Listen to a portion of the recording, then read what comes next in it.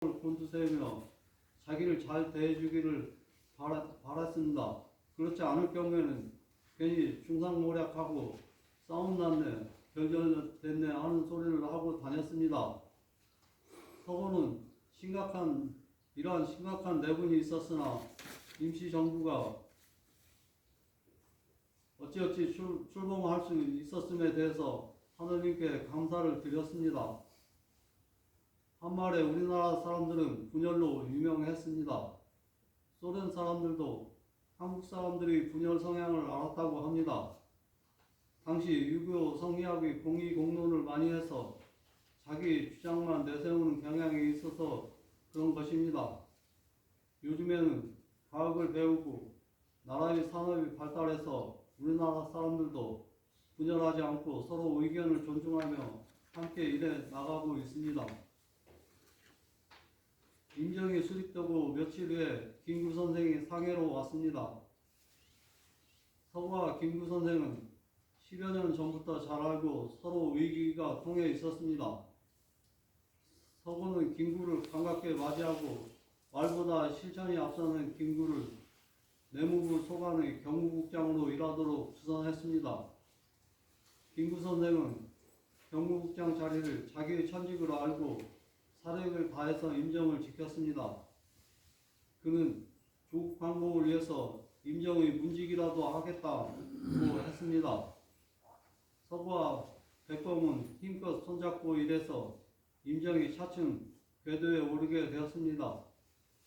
임정이 분열하려 하면 두 분은 몇 사람이라도 힘을 모아 주축이 되어 임정을 끌고 나가자라고 하면서 힘을 합쳤습니다. 서구 선생은 김구의 스승이었고 김구는 큰일이나 작은 일이나 모두 서구 선생과 상의해서 추진을 했습니다. 임정의 분열상은 지속되어서 서북파, 기호파, 영남파라 하여 대국적인 입장을 외면하고 저마다 사심에 사로잡혔습니다. 친노파니, 친중파니 혹은 친미파니 하고 일제히 끊임없는 회의와 압박에 굴복한 친일파들의 입장을 어떻게 이해해야 할 것인지도 어려운 문제였고 임정 요인들은 이 문제를 헤쳐나가야 했습니다. 독립지사들의 분파성이 심할 때 이동희는 국무총리직을 사퇴하고 러시아로 떠나버렸고 김이 피살사건 여파로 자익세력이 대거 이탈해 버렸습니다. 더욱이 이승만이 미주 지역으로부터 보내는 군자금을 전액 송달하지 않고 있는 등 독단적인 일처리에 대한 문제가 불거져서 분란이 일어났습니다. 결국 1925년 이승만은 강대국에 의한 이인통치 청원 등 문제까지 지적하여 탄핵을 받고 대통령직을 박탈당했습니다. 이승만이 미국이 신탕통치를 받아들이자고 주장했을 때 서구 선생은 안 된다고 소리쳐서 이승만은 서구의 강직함을 알게 되었습니다. 이 시기 서구 선생은 국무총리 대리와 내무총장을 맡았다가 이승만이 도로 미국으로 떠나버린 뒤 사실상 행정부 수반으로서 역할을 수행을 하게 됩니다. 이렇게 분열상이 심각한 상황에서 이문환이 김구에게 총질해서 김구 선생이 큰 부상을 당하게 되자 임시정부는 곧 해체될 것이라고 예상하는 사람들이 많았습니다. 그렇지만 임정이 지탱될 수 있었던 것은 오직 서구 선생의 희생과 집념이 있었기 때문입니다. 선생은 오랫동안 높은 지지와 너그러운 성품을 가지고 부정부패 없이 당파를 초월했습니다. 그래서 말썽 많은 당파들도 선생의 말에 따랐고 사람들은 선생을 부를 때 서구에 어른 장자를 붙여서 서구장이라고 불렀습니다. 어느 단체에 원로 어른이 있다는 게 큰 도움이 됩니다. 원로는 조직이 든든한 언덕이 되고 조직이 어려울 때 떠받쳐 줍니다. 김구 선생은 백범일지에서 이동영 선생은 일생을 자기만 못한 동지를 도와서 선두에 내세우고 자기는 타의 부족함을 보조하고 계도함을 미덕으로 여겼다. 최후의 일가까지 애호를 받은 사람은 바로 나였다. 해서 서구 선생은 나보다 못한 사람에게 공적을 양보하라는 경전, 양열의 가르침을 실천한 유인임을 알 수 있습니다. 선생을 비롯한 임종 요인들은 독립자금이 없어서 집도 작은 집으로 줄여 이사갈 때가 많았고 여기저기 피난하기도 하고 밥 굶을 때도 많았습니다. 그야말로 끼니가 간데없어 이 집 저 집을 돌아다니면서 한 수씩 얻어 드시기까지 했습니다. 임종 초기에 삼엄한 일제의 감시로 인해서 국내나 만주나 해외에서 송금되는 임종의 운영 자금은 늘 부족했습니다. 중국 국민당은 임종을 믿지 못해서 도움을 주지 않았습니다. 혹시 친일 세력 아닌가 하는 불신이 있었기 때문입니다. 이러한 때 김구 선생이 서구 선생과 협의해서 일본 요인들이 암살 계획을 수립하고 실행했습니다. 1932년 1월 8일 이봉참으로 하여금 천황을 처단하게 하려다 실패했습니다. 중국인 화약 제조자의 제조 미숙으로 폭발이 불발되었기 때문입니다.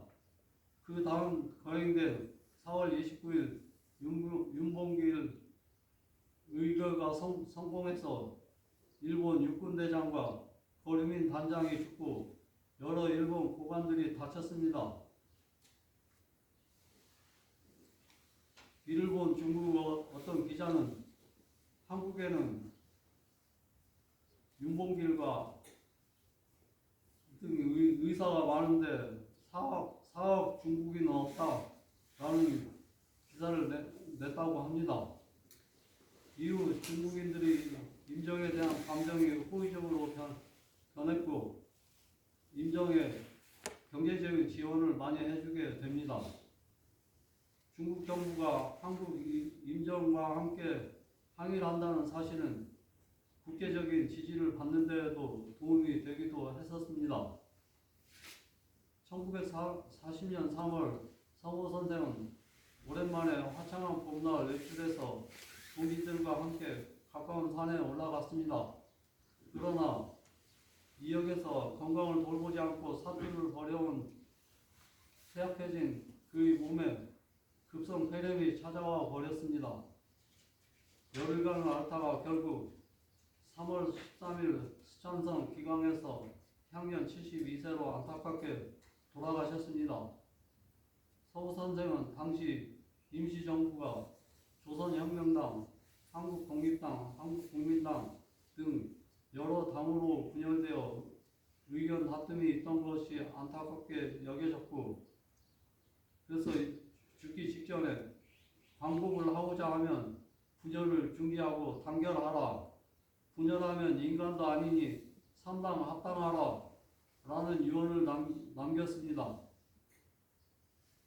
이 말을 들은 독립지사들은 모두 울면서 슬퍼하고 더 이상 분열하지 말자고 다짐했습니다. 그 결과로 삼당이 합당해서 임정이 단합된 모습을 갖추고 총광도 새로이 제정하고 독립군도 조직하였습니다. 선생의 유해는 중국 기강에 매장되었다가 1948년 공안식이 거행되면서 국내로 이송되어 표창공원에 안장되었습니다. 우리 대교에 남아있는 서구 선생에 대한 기록은 3곳 정도에 있습니다. 종문 영길에 직용의 기록이 있고 이현익 대형이 쓴 대정부와 독립운동연원에 있고 단해 종사님이 쓴 우리 스승님들의 모습 등이 있습니다.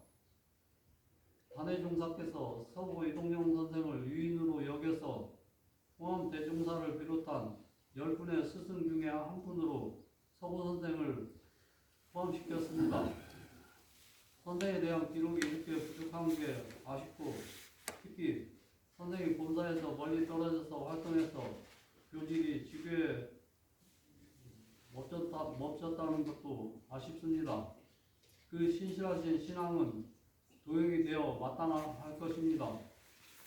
형제 자매님들, 우리는 서부 선생의 숭고한 뜻을 이어받아 분열하지 말고 모두 단결해서 진종대도 포교를 열심히 하기를 바라면서 이만 강도를 마치겠습니다.